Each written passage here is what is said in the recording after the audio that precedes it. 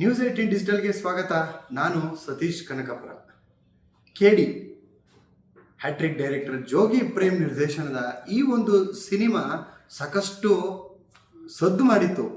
ಅದರಲ್ಲೂ ಯಾವ ವಿಚಾರಪ್ಪ ಅಂತಂದರೆ, ಸೆರಗಿನ ವಿವಾದದಲ್ಲಿ ಸೆರಗಿನ ಕೆಂಡಕ್ಕೆ ಜೋಗಿ ಪ್ರೇಮ್ ತಂಡ ಹೊಡೆದಿದ್ರು. ಸೊ ಈ ಒಂದು ಹಾಡಿನ ವಿವಾದ ಯಾವ ಮಟ್ಟಕ್ಕಾಗಿತ್ತು ಅಂದರೆ, ಪಾರ್ಲಿಮೆಂಟಲ್ಲೂ ಕೂಡ ಈ ಒಂದು ಹಾಡಿನ ವಿವಾದದ ಬಗ್ಗೆ ಸಾಕಷ್ಟು ಚರ್ಚೆ ಆಗಿತ್ತು. ಈ ಒಂದು ಹಾಡನ್ನು ಬ್ಯಾನ್ ಮಾಡಲೇಬೇಕು, ಸೊ ಈ ಒಂದು ಲಿರಿಕ್ಕಿಂದ ಹೆಣ್ಣು ಮಕ್ಕಳಿಗೆ ಅವಮಾನ ಆಗುತ್ತೆ ಅನ್ನುವಂಥ ನಿಟ್ಟಿನಲ್ಲಿ ಚರ್ಚೆ ಆದ ನಂತರ ಜೋಗಿ ಪ್ರೇಮ್ ಅವರು ಎಚ್ಚೆತ್ತುಕೊಂಡು, ಒಂದು ವೇಳೆ ಇದು ಉದ್ದೇಶಪೂರ್ವಕವಾಗಿ ಆಗಿರುವಂತಹ ವಿಚಾರವಂತೂ ಅಲ್ಲ, ಸೊ ನಾವು ಬರೆದಿರುವಂತಹ ಉದ್ದೇಶವೇ ಬೇರೆ, ನಾವು ಬರೆದಿರುವಂತಹ ರೀತಿಯೇ ಬೇರೆ, ಆದರೆ ಜನರು ಅರ್ಥೈಸ್ಕೊಳ್ತಿರುವಂಥದ್ದೇ ಬೇರೆ.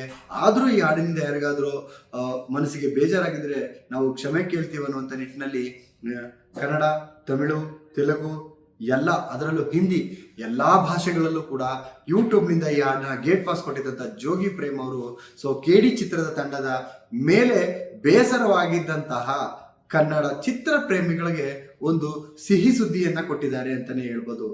ಕನ್ನಡ ಚಿತ್ರ ಪ್ರೇಮಿಗಳಿಗೆ ಜೋಗಿ ಪ್ರೇಮ್ ಅವರು ಕೊಟ್ಟಿರುವಂತಹದ್ದು ಸಿಹಿ ಆದ್ರೆ, ಕಿಚ್ಚ ಸುದೀಪ್ ಅವರ ಅಭಿಮಾನಿಗಳ ಪಾಲಿಗೆ ಇದೊಂದು ರೀತಿ ಬಣ್ಣದ ಹೋಕುಳಿ ಅಂತಾನೆ ಹೇಳ್ಬೋದು. ಏನಕ್ಕೆ ಕೆಡಿ ಸಿನಿಮಾದಲ್ಲಿ ಜೋಗಿ ಪ್ರೇಮ್ ಅವರು ಕಿಚ್ಚ ಸುದೀಪ್ ಅವ್ರನ್ನ ಕರ್ಕೊಬಂದು ಆಕ್ಟ್ ಮಾಡಿಸಿದ್ದಾರೆ.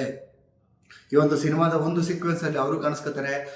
ಅವರ ಒಂದು ಪಾತ್ರದ ಲೀಡ್ ಏನಿದೆ ಅದು ಕೆಡಿ 2ಗೂ ಕೂಡ ಒಂದು ಲೀಡ್ ಸಿಗುತ್ತೆ. ಅಲ್ಲಿ ಪ್ರಮುಖ ಪಾತ್ರದಲ್ಲಿ ಸುದೀಪ್ ಅವರು ಕಾಣಿಸ್ತಾರೆ.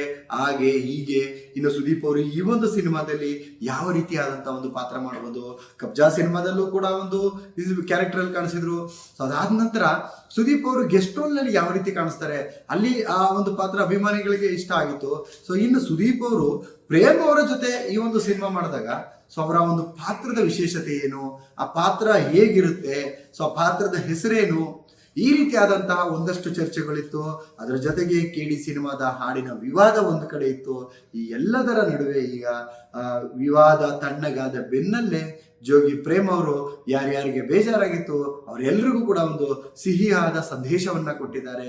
ಆ ಸಂದೇಶ ಏನಪ್ಪಾ ಅಂದ್ರೆ, ಕಿಚ್ಚ ಸುದೀಪ್ ಎಸ್, ಖಂಡಿತವಾಗ್ಲೂ ಕೆಡಿ ಚಿತ್ರದಲ್ಲಿ ಯಾರ್ಯಾರು ಸುದೀಪ್ ಅವರ ಪಾತ್ರ ಏನು ಎತ್ತ ಅಂತ ನಿರೀಕ್ಷೆ ಇಟ್ಕೊಂಡಿದ್ರು ಅವರೆಲ್ಲರಿಗೂ ಕೂಡ ಸುದೀಪ್ ಅವರು ಇವತ್ತು ರಾಮನವಮಿಯ ಒಂದು ಸಂಭ್ರಮಕ್ಕಾಗಿ ಅವರ ಒಂದು ಪಾತ್ರದ ಪರಿಚಯದ ಒಂದು ಸಣ್ಣ ಝಲಕ್ ಅಂದ್ರೆ ಅವರ ಪಾತ್ರವನ್ನ ರಿವೀಲ್ ಮಾಡುವ ಮುಖಾಂತರ ವಿವಾದದ ಬೆನ್ನಲ್ಲೇ ಕನ್ನಡ ಚಿತ್ರ ಪ್ರೇಮಿಗಳಿಗೆ ಒಂದು ಸಂತಸದ ಸಮಾಚಾರವನ್ನ ಜೋಗಿ ಪ್ರೇಮ್ ಅವರು ಹಂಚ್ಕೊಂಡಿದ್ದಾರೆ ಅಂತ ಅನ್ಬೋದು.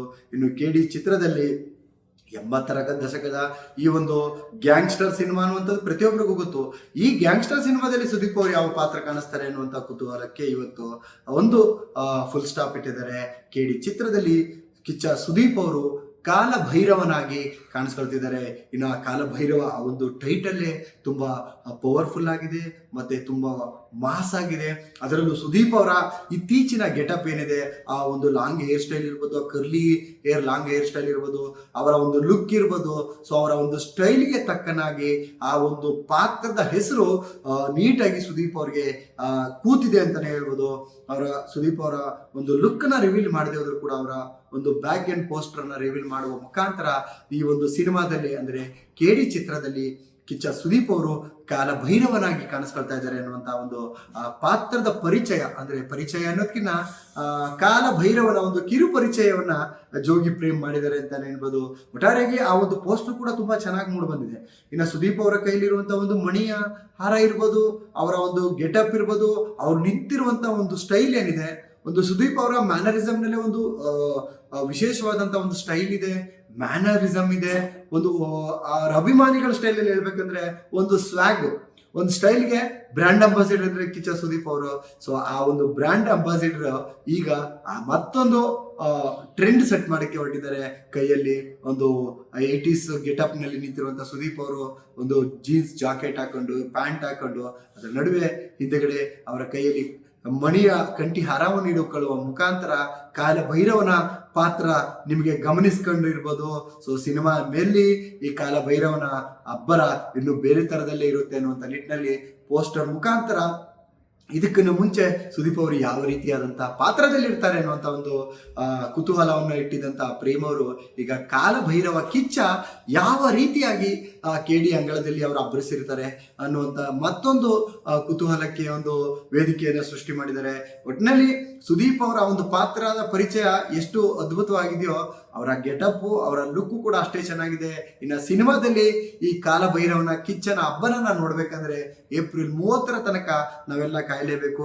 ಏನಕ್ಕೆ ಅಂದ್ರೆ KD ಸಿನಿಮಾ ಏಪ್ರಿಲ್ 30ಕ್ಕೆ ರಾಜ್ಯಾದ್ಯಂತ ಅಷ್ಟೇ ಅಲ್ಲ, ಭಾರತದಾದ್ಯಂತ ಒಂದು ಪಂಚಭಾಷೆಗಳಲ್ಲಿ ಕನ್ನಡ, ತಮಿಳು, ತೆಲುಗು, ಹಿಂದಿ, ಮಲಯಾಳಂ ಎಲ್ಲ ಭಾಷೆಗಳಲ್ಲೂ ಕೂಡ ಏಪ್ರಿಲ್ 30ಕ್ಕೆ ಏಕಕಾಲಕ್ಕೆ ಈ ಒಂದು ಸಿನಿಮಾ ರಿಲೀಸ್ ಆಗುತ್ತೆ. ರಾಮನವಮಿಯ ಒಂದು ಸಂಭ್ರಮಕ್ಕಾಗಿ, ರಾಮನವಮಿಯ ಒಂದು ಉಡುಗೊರೆಯಾಗಿ ಈ ಒಂದು ಹಾಡನ್ನ ಹಾಕಿ ಸುದೀಪ್ ಅವರ ಒಂದು ಪಾತ್ರವನ್ನ ಪ್ರೇಮ್ ಅವರು ರಿವೀಲ್ ಮಾಡಿದ್ದಾರೆ ಅಂತಾನೆ ಹೇಳ್ಬೋದು. ಇನ್ನು ಏಪ್ರಿಲ್ 30ಕ್ಕೆ ಈ ಒಂದು ಸಿನಿಮಾ ರಿಲೀಸ್ ಆಗುತ್ತೆ. ಅದಕ್ಕೂ ಮೊದಲು ಏಪ್ರಿಲ್ ಮೊದಲ ವಾರದಲ್ಲಿ ಮತ್ತೊಂದು ಹಾಡನ್ನ ಅಂದ್ರೆ 5ನೇ ಹಾಡನ್ನ ಕೂಡ ರಿವೀಲ್ ಮಾಡ್ತಾರೆ ಪ್ರೇಮ್ ಅವರು. ಸೊ ಆ ಹಾಡಿನ ವಿಶೇಷತೆ ಏನು ಎತ್ತ ಎಲ್ಲವನ್ನು ತಿಳ್ಕೊಬೇಕಾದ್ರೆ ಇನ್ನ ನಾವು ಏಪ್ರಿಲ್ 3ರವರೆಗೆ ಕಾಯಲೇಬೇಕು. ಒಟ್ಟಾರೆಯಾಗಿ ಏನು ಸೆರಗಿನ ವಿವಾದಕ್ಕೆ ತಂಡ ಹೊಡೆದಿದ್ದಂಥ ಪ್ರೇಮ್ ಅವರು ಯಾರ್ಯಾರು ಬೇಜಾರಾಗಿದ್ರು ಎಲ್ಲ ಅಭಿಮಾನಿಗಳಿಗೂ ಒಂದು ಸುದೀಪ್ ಅವರ ಒಂದು ಪಾತ್ರದ ಕಿರುಪರಿಚಯ ಮಾಡುವ ಮುಖಾಂತರ ಅದರ ಬಗ್ಗೆ ಚಿಂತೆ ಬಿಡಿ, KD ಕಾಲಭೈರವನ ನಡಿಗೆಯ ಬಗ್ಗೆ ನೋಡಿ ಅನ್ನುವಂಥ ನಿಟ್ಟಿನಲ್ಲಿ ಒಂದು ಸರ್ಪ್ರೈಸ್ ಕೊಟ್ಟಿದ್ದಾರೆ ಅಂತಾನೆ ಹೇಳ್ಬೋದು. ಇದು ನಮ್ಮ ಇವತ್ತಿನ ಒಂದು ಡಿಜಿಟಲ್ ಸ್ಪೆಷಲ್ ಆಗಿತ್ತು. ನಾಳೆಯೂ ಕೂಡ ಇದೇ ರೀತಿಯಾದಂಥ ವಿಶೇಷವಾದಂಥ ವಿಚಾರ ತಗೊಂಡು ನಿಮ್ಮ ಮುಂದೆ ಬರ್ತೀನಿ. ಅಲ್ಲಿ ತನಕ ನೋಡ್ತಾ ಇರಿ ನ್ಯೂಸ್ 18 ಕನ್ನಡ. ಜಾಲ ನಮ್ಮದು, ಬಲ ನಿಮ್ಮದು. ನಿರ್ಭೀತ, ನಿಷ್ಪಕ್ಷಪಾತ, ವಿಶ್ವಾಸಾರ್ಹ ಸುದ್ದಿಗಳಿಗೆ ಮತ್ತೊಂದು ಹೆಸರಾಗಿರೋ ನ್ಯೂಸ್ 18 ಕನ್ನಡ ಈಗ ಆಪ್ನಲ್ಲೂ ಲಭ್ಯ ಇದೆ. ದಯವಿಟ್ಟು ಇಲ್ಲಿರೋ QR ಕೋಡ್ ಅನ್ನ ಸ್ಕ್ಯಾನ್ ಮಾಡಿಕೊಂಡು ಆಪ್ ಡೌನ್ಲೋಡ್ ಮಾಡೋದಕ್ಕೆ ಮರಿಬೇಡಿ. ನಿಮ್ಮ ಬೆಂಬಲ ಹೀಗೆ ಸದಾ ನಮ್ಮೊಂದಿಗಿರಲಿ. ಧನ್ಯವಾದ.